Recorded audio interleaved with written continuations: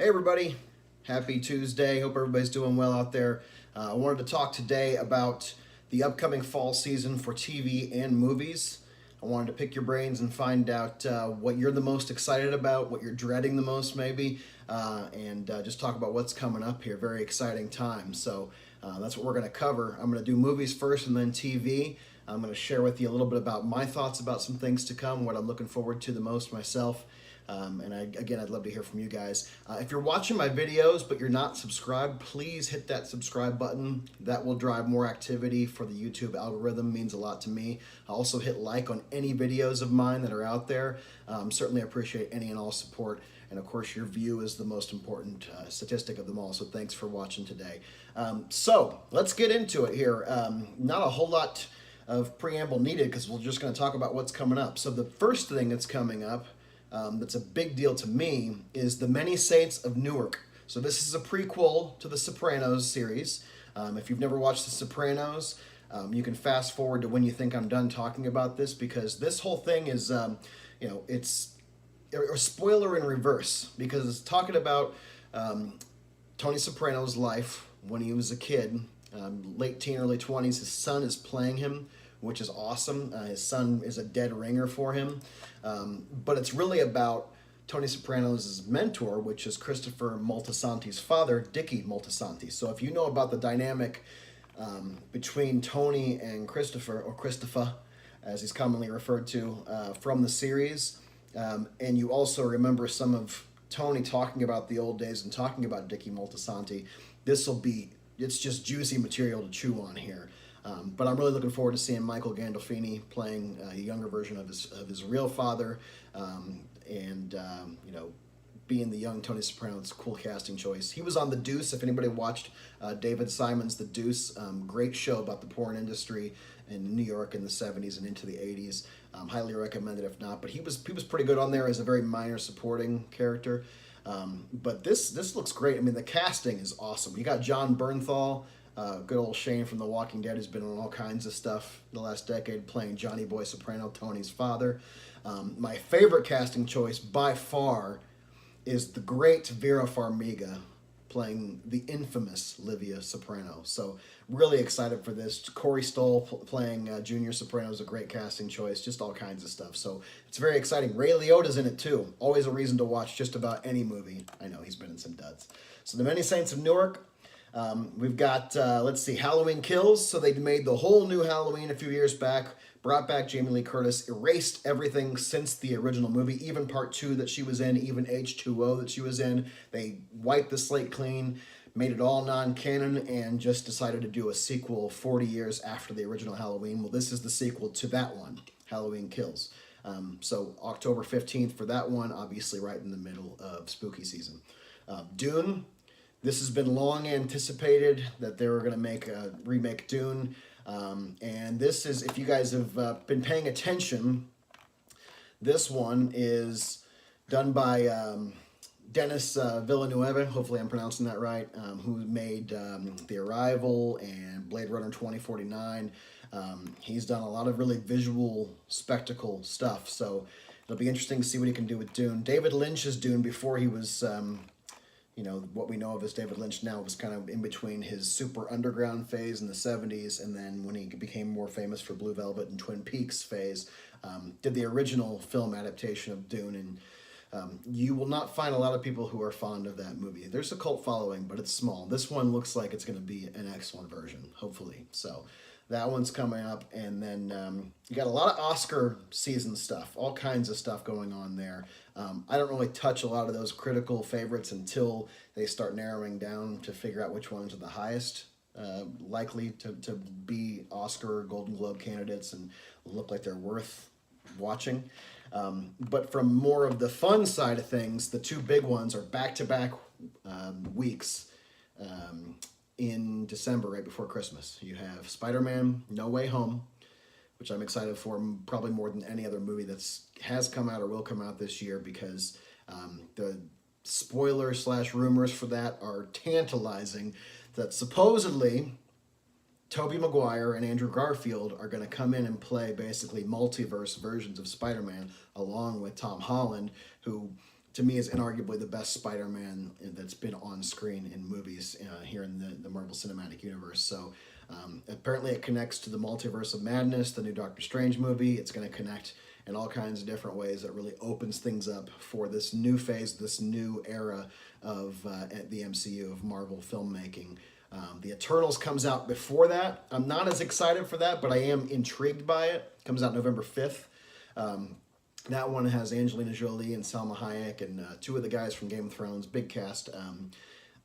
I'm kind of cautiously optimistic for that one. So before Marvel releases in a matter of 5 months is crazy, but that's what a pandemic will do. So we'll see what happens there. And then the other big one is The Matrix Resurrections. Another one with some cautious optimism. A lot of people hated the way that they ended the trilogy. I didn't hate it. Obviously, it doesn't hold a candle to the original. The way they did parts 2 and 3 was pretty good for the most part. And there was some really hacky stuff in there, but the original's classic. But this one, I mean, Keanu Reeves is rocking his John Wick look, looking like he's game, and it looks very intriguing from the trailer. I don't want to speculate too much what they're going for, but there are some hints in that trailer, so watch it if you haven't seen it yet and you're a Matrix fan. It's still, to me, one of the biggest turning points in the history of film was when that original Matrix came out in 1999. I'll never forget that. It was mind-blowing what I was seeing on a screen. So excited to see what they can do with it here all these years later, 18 years after the trilogy ended, 22 years after the original. That one's December 22nd, right before Christmas. Sing 2, I'm excited for my daughter. I'm probably going to take her to see Sing 2. If you've seen the first Sing, so much fun. If you're a music lover, it's fantastic. All these anthropomorphic animals singing classic pop songs ranging from Frank Sinatra all the way up to Taylor Swift and everything in between, Elton John, all kinds of stuff. So excited for the second one to see what it'll look like. And there's all kinds of stuff I'm leaving out because I don't want to talk to you forever, but Ghostbusters Afterlife, I mentioned the Eternals, just all kinds of stuff. And then a new Scream in the new year.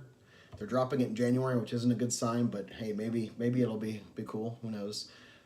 Tragedy of Macbeth, which is one of the Coen brothers' new films. There's all kinds of stuff. So check all that out. I'll put a list in the description here so you can see what else coming up. In terms of TV, the biggest ones I'm excited about, number one is Succession, far and away. I caught up with it this year. I hadn't seen it. I had heard the buzz about it for a long time. I caught up with it, and you got to be patient, and you got to really invest your attention and your brain. But once you do that, and your patience is rewarded heavily. The dialogue is rich the whole time, so that keeps you engaged, but the plot, there isn't really a huge plot. It kind of moves and fits and starts, but the characters and the dialogue just take it. And then if you've seen the season 2 finale, it is extremely exciting imagining where this show is going to go after that finale. I won't spoil it for anybody who hasn't seen it. If you haven't, please watch those 2 seasons right now. That one premieres here in a couple weeks. I just had it in front of me. But it's coming up in mid-October, so you've got about 2 or 3 weeks here before it comes out to catch up. And those 2 seasons are some of the best television that's ever been made. And for my money, it's probably the best show that's airing right now or has aired the last few years.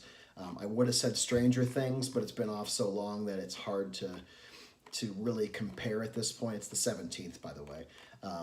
But it's probably the best show on TV. Only reason it didn't win the Emmy this year is because it didn't air during the year that was required for being eligible. So watch Succession if you haven't, and if you have seen it, let's talk about that cliffhanger in the comments and let me know what you're excited for, because that's going to be awesome. It always is.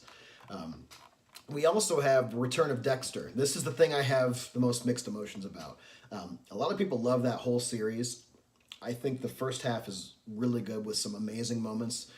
There are probably 3 or 4 moments in the first 4 seasons that are some of the best television ever, some peaks. There's a lot of weak filler nonsense, even in those first 4 seasons. But the last 3, especially 6 and 8, there's just some awful, awful television in there. I will not apologize for hating season 6 and 8 of Dexter. It's just bad. Season 7 had some bad stuff, but it had some bright stuff too. With this is an 8-year-old, 9-year-old spoiler, so this is up to you. If you don't want a Dexter spoiler, you never watched it, you can stop right here or fast forward. But when his sister finds out that who Dexter is, that was really cool in season 7. But then they completely ruined it at the back half of 7, leading into 8, and just had a terrible finish. And the finale of that series was absolutely god-awful, dreadful ending. So, and I'm not the only one that feels that way. So do I want to watch this? I don't know. I'm going to wait and see what people have to say. I'm going to wait and see what people who I trust that are the most objective have to say about this. It is interesting. Michael C. Hall is undoubtedly one of the best actors in television in the last 20 years, from 6 Feet Under and Dexter. He's phenomenal. So I'm hoping that he would only come back to it because the quality was there to do it. So hopefully that is the case, and it's not as bad as those last few seasons were, because again, it was pretty rough. So those are the main ones that I'm excited about. There's other stuff going on. I know Big Mouth is coming back to Netflix for its 4th or 5th season. I love Big Mouth. If you've never watched it, it's raunchy adult animation about teenagers. Really dirty, really filthy, really clever, really smart at times. Other times just goofy and absurd and ridiculous. Narcos Mexico is coming back for its final season. It was the spinoff from Narcos, of course, which was about Pablo Escobar. This one was about the Mexican cartel, hence the name Narcos Mexico. I loved the ending to the previous season. It was fantastic. I love Scoot McNairy. He's one of the more underrated actors of his time. If you've never seen *Halt and Catch Fire*, watch that series. He is absolutely brilliant on that show. But Narcos Mexico could be cool. And, you know, those are the main ones that I'm excited for. There's a few in here that I'll probably check out. I am catching up on Ted Lasso now, and it's awesome. So that's airing currently. There's the Star Wars one that's airing Visions. I might catch up on that one. What do you recommend? What do you think I'm missing? What do you think I'm wrong about? What do you agree with? What are you the most excited about? And what do you think is just absolute nonsense or BS that's coming out? Do you think the Dexter coming back is ridiculous? Or are you excited for that? Same thing for Matrix. Are they milking things that should remain dead? Or is it cool that we get these old properties and we give them new life today? I want to hear your opinions. I'd love it if you guys would comment on it. Once again, please like this video. Please give my page a subscribe. I would love that. I appreciate all the views and attention to this channel. Really want to build it into something that can become interactive, and I really do want to hear your thoughts. So please share them with me. Please let me know what you think. Please provide as much challenge as you can to what you heard me say. And you guys have a great rest of your day. Thanks so much for watching.